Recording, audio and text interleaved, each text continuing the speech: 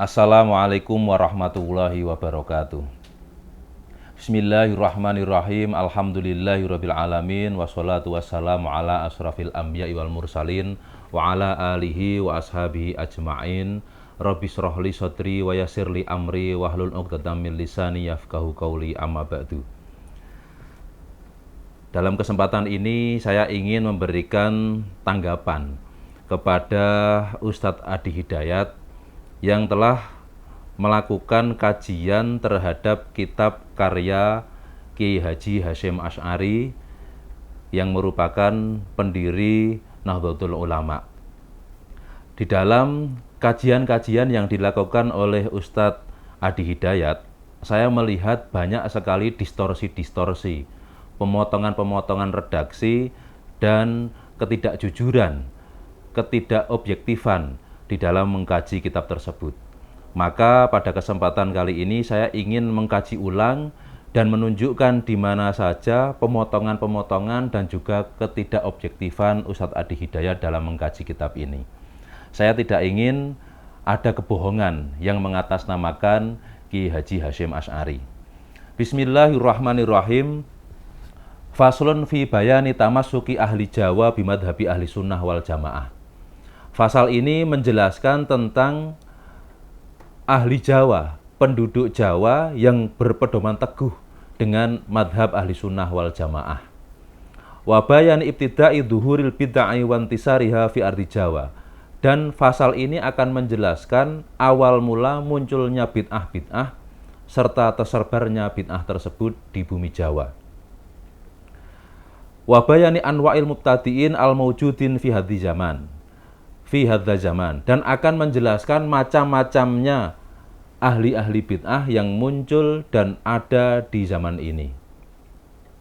Qad kanal muslimul aktoril jawiyah fil azman as-salifah al-khaliyah muttafiqil ara' wal madhab wal muttahidil ma'had wal masrab.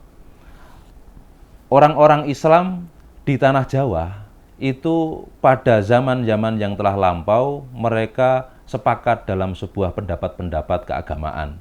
Mereka juga sepakat dalam madhab dan sepakat dalam rujukan-rujukannya. Fakuluhum fil fiqhi al madhab an-nafis madhabil Imam Muhammad bin Idris. Nah, redaksi inilah yang kemudian dipotong oleh Ustadz Adi Hidayat. Ada beberapa redaksi yang dipotong, nanti akan saya sebutkan. Yang pertama, beliau memotong fakuluhum fil fiqhi al madhab an-nafis madhab Imam Muhammad bin Idris. Orang-orang Jawa itu dulunya mengikuti madhab Syafi'iyah, yaitu madhab yang didirikan oleh madhab Imam Muhammad bin Idris Asy-Syafi'i. Kemudian di dalam Usuluddin, wa fi Usuluddin ala madhabil Imam Abil Hasan al-Asy'ari. Di dalam Usuluddin, penduduk Jawa pada awalnya ini mengikuti madhabnya Imam Abil Hasan al-Asy'ari, seperti yang diikuti oleh kaum Nahdliyin saat ini. Wa fi tasawufi ala madhabil Imam al-Ghazali. Dalam bidang tasawuf, mereka mengikuti madhabnya Imam Ghazali wal Imam Abil Hasan As-Sadili radhiyallahu anhum ajma'in. Ini adalah redaksi pertama yang dipotong. Beliau tidak mengupas bahwa Nahdlatul Ulama ini mengikuti madhab yang baik, yaitu madhabnya Imam Syafi'i, madhabnya Imam Asy'ari, dan juga tasawufnya Imam Al-Ghazali. Ini satu redaksi yang direduksi. Beliau kemudian, Ustadz Adi Hidayat, langsung loncat kepada alinea kedua. Summa innahu hadasa fi ami alfin wa salasimi'atin wa salasina ahzabun mutanawi'atun. Kemudian pada tahun 1330 muncul kelompok-kelompok yang beragam. Wa ara'un mutadafi'atun, dan pendapat-pendapat yang bertentangan satu sama lain. Wa aqwalun mutadharibatun, dan pendapat-pendapat yang saling menyerang satu sama lain, memukul satu sama lain. Wa rijalun mutajadibatun, dan juga ulama-ulama yang tarik-menarik kepentingan, tarik-menarik pendapat. Nah, sampai di sini Ustadz Adi Hidayat membacakannya. Tapi kemudian beliau tidak mengupas redaksi setelahnya yang isinya adalah memuji kelompok-kelompok tradisional Nahdlatul Ulama. Faminhum salafiyun qaimun alama alaihi aslafuhum minat tamadhub bil madhab al-muayyan.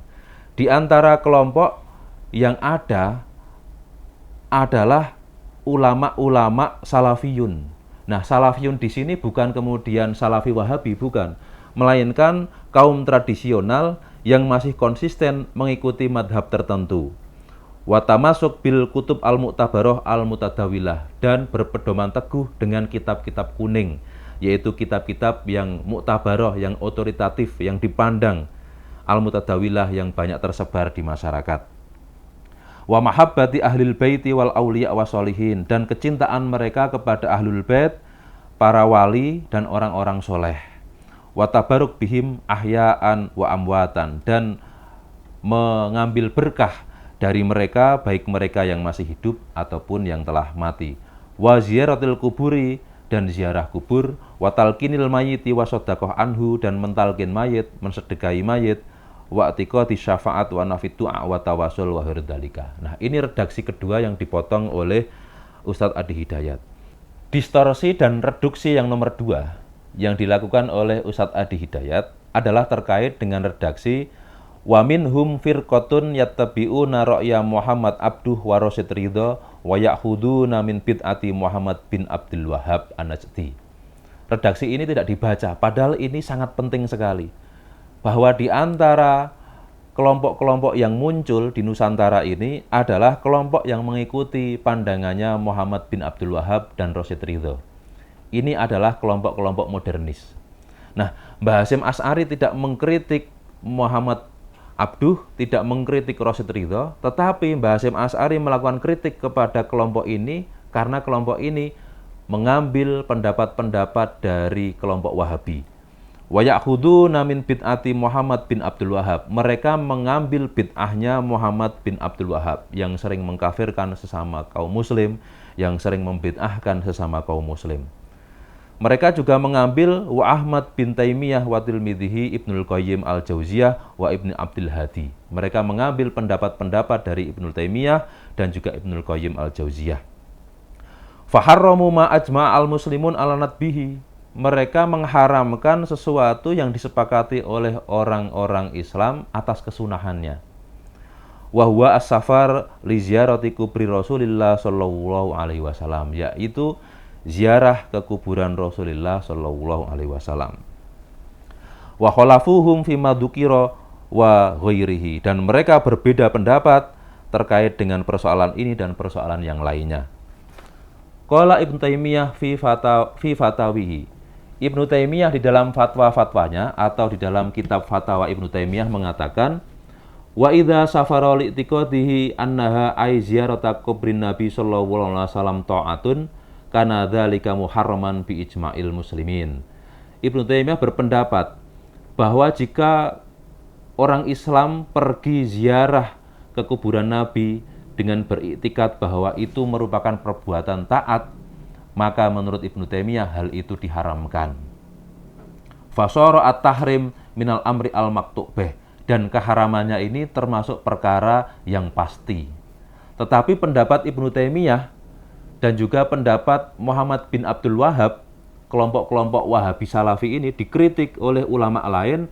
Qala al-alamah Syekh Muhammad Bahid al-Hanafi al-Muti'i fi risalatihi, bahwa Syekh Muhammad Bahid al-Hanafi al-Muti'i dalam risalahnya yang bernama Tadhhirul Fuad min Danasil I'tiqad, beliau mengatakan wa hadzal fariqu qad ubtuliya al-muslimun bi kasirin minhum salafan wa khalafan. Orang Islam ini diberi ujian dengan keberadaan orang-orang Salafi Wahabi. Fakanu wasmatan wa sulmatan fil muslimin wa udman fasidan yajibu qat'uhu. Orang-orang Salafi Wahabi ini, orang-orang Puritan yang sering membid'ah-bid'ahkan, yang sering mengkafir-kafirkan, yang melarang ziarah ke kuburan Nabi ini, dikatakan sebagai cobaan dan ujian bagi umat Islam. Mereka itu seperti cacat dan seperti pecahan di dalam kalangan kaum muslimin. Dan mereka seperti udwan fasidan, anggota tubuh yang rusak yang harus diamputasi agar tidak berpengaruh kepada umat Islam yang lainnya. Fahuwa kal majdumi yajibu al-firor minhu. Mereka semua itu seperti penyakit lepra yang harus dijauhi oleh umat Islam. Nah, maka dari sinilah kita jelas bahwa Mbah Hasyim Asy'ari itu mewanti-wanti kepada warga Nahdliyin dan juga umat Islam di Indonesia ini agar menjauhi kelompok-kelompok Puritan yang radikal, yang sering mengkafirkan, yang sering membid'ahkan, yang sering menyesat-nyesatkan sesama umat Islam. Maka saya sepakat apa yang dikatakan dalam kitab ini bahwa kita harus menjauhi yajibu al-firor minhu, harus menjauhi kelompok-kelompok radikal yang tidak moderat. Maka tepat sekali apa yang disampaikan oleh Mbah Hasyim Asy'ari. Nah, tetapi redaksi yang sangat penting ini tidak diulas oleh Ustadz Adi Hidayat. Beliau langsung loncat ke redaksi lain, wa minhum rafidhiyun, kelompok-kelompok Syiah Rafidhah yang mencaci maki Abu Bakar, Umar, dan sahabat-sahabat yang lainnya. Dari paparan di atas, dapat kita simpulkan bahwa ada beberapa hal yang direduksi oleh Ustadz Adi Hidayat. Dan tek-tek yang direduksi ini, tek-tek yang dilompati dan dilewati ini merupakan tek-tek inti, di mana Mbah Hasyim Asy'ari melakukan kritik kepada kelompok-kelompok Puritan Wahabi, dan di sisi lain Simbah Kiai Haji Hasyim Asy'ari mengapresiasi kelompok tradisional, kelompok Nahdliyin yang konsisten mengikuti madhab Imam Syafi'i, mengikuti madhab Asy'ari, dan juga dalam tasawuf mengikuti Imam Ghazali.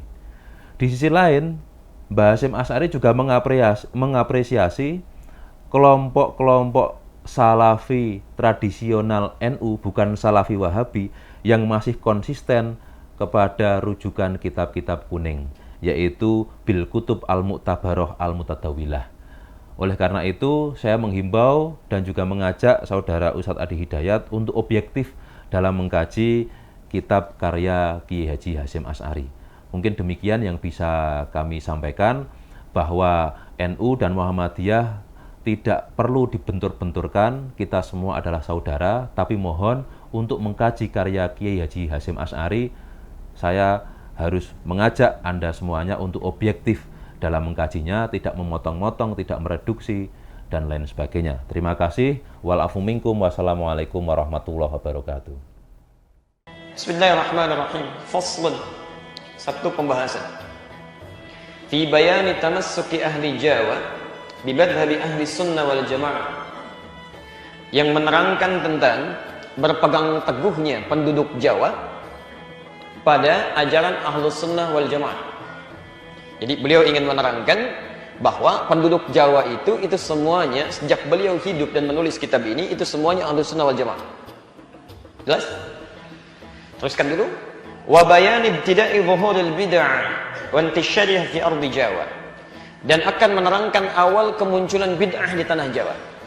Nanti kita akan lihat yang dimaksudkan bid'ah oleh beliau. Ini sering saya sampaikan di beberapa tempat sampai malam ini. Yang dimaksudkan ternyata bukan persoalan fikih yang dibahas di sini. Lebih daripada itu persoalan akidah. Ya, jadi bid'ah pertama itu bukan masalah fikih, masalah akidah. Kata beliau, ada bid'ah itu kan sesuatu yang menyimpang, keluar dari tuntunan. Jadi ada aliran-aliran yang datang ke tanah Jawa, keluar dari konsep Ahlus Sunnah wal Jamaah, itu aliran menyimpang, nggak benar, ya, bermasalah. Kemudian wantisyariha fi ardi Jawa, bagaimana penyebarannya di tanah Jawa? Wa bayani anwa'il mubtadi'in al-mawjudin fi hadzal zaman, sekaligus menerangkan ya contoh-contoh kelompok-kelompok dan tokoh-tokoh ahli bid'ah itu di masa kini. Maksudnya masanya beliau. Masanya beliau. Saya baca langsung ya, saya agak cepat, dan mohon izin kalau nanti ada sebagian yang saya lompati untuk menunjuk pada fokus yang kita bahas ya. Karena kalau kita bahas ini insya Allah sampai besok juga nggak kuat gitu ya. Baik. Qad kana muslimul aqtar al-jawiyah fil azman as-salifah al-khaliyah. Sungguh kata beliau, penduduk Jawa itu sejak dulu, muslim Jawa itu seluruhnya muttafiqil ara'i wal madhhab wa muttahidil ma'khad wal mashrab. Semuanya kompak. Satu sumber dalam beragama, satu jalan dalam ibadah, mereka semua Ahlus Sunnah wal Jamaah. Saya percepat saja sampai kemudian ke paragraf yang kedua, di baris yang pertama sampai dengan baris yang kedua, bahkan ketiganya. Thumma innahu hadatha. Kemudian terjadilah, thumma innahu hadatha, kemudian terjadilah fi amin alfin wa thalathimi'atin wa thalathina hijriyatan, pada tahun 1330 Hijrah. Ya. Tahun 1330 Hijrah. Ulang. Sekarang tahun berapa? 1438. Nah, berarti kalau 1438 dikurangi 1330 keluar 108 tahun. Jadi ibu dan bapak sekalian, teman-teman, kata beliau 108 tahun yang lalu dari sekarang. Ya. Beliau kisahkan. Tiba-tiba innahu hadatha fi 'ami 1330 hijriyatan ahzabun mutanawwi'ah. Muncul kelompok-kelompok, aliran-aliran, pemikiran-pemikiran yang tidak jelas. Bukan kelompok biasa, tapi sudah membawa nilai-nilai agama di dalamnya. Ya, sudah membawa nilai-nilai agama di dalamnya. Jadi, kata beliau, tanah Jawa tadinya semuanya baik, Ahlussunnah wal Jamaah, tiba-tiba muncul aliran-aliran yang meresahkan. Berbeda dengan konsep Ahlussunnah wal Jamaah, mulai menyimpang dia. Ya. Pelan-pelan, wa ara'un mutadafi'ah, bahkan muncul pendapat-pendapat yang saling bertolak belakang, melahirkan banyak persoalan-persoalan. Ya. Wa aqwalun mutadharibah, bahkan tidak sedikit kemudian dari pendapat-pendapat itu melahirkan singgungan-singgungan fisik. Ya. Itu tidak mudah. Tayyib. Ingat betul ini ya, saya mau sampaikan, ini diperingatkan sejak 108 tahun yang lalu. Kalau Anda diberikan peringatan, sehari misalnya lupa, wajar tidak? Wajar. 2 hari masih lupa, wajar tidak? Wajar. 3 hari masih lupa, wajar tidak? Anda dikasih peringatan 108 tahun, masih lupa juga, Anda butuh berapa tahun lagi? Nah, sekarang ada peringatan yang berlangsung sejak 108 tahun. Ya, ada hal-hal yang menyimpang dalam kehidupan kita, kata beliau. Diingatkan 108 tahun, masih ada juga. Ini sebetulnya perlu cara apa lagi untuk mengingatkan? Saya cepat dulu. Pertama, apa saja aliran itu ya? Apa saja aliran itu? Jadi sering saya sampaikan bagian pertama ini, tapi mohon izin untuk kami tegaskan kembali untuk menguatkan ya, untuk menguatkan. Baik.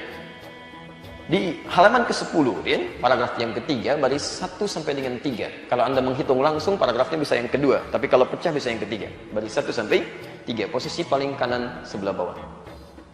Wa minhum rafidhiyyun. Di antara aliran yang menyimpang yang disebut oleh beliau bid'ah ini yang datang ke tanah Jawa. Ya, minhum di antara mereka rafidhiyyun adalah aliran rafidhiyyun. Rafidhiyyun. Ya.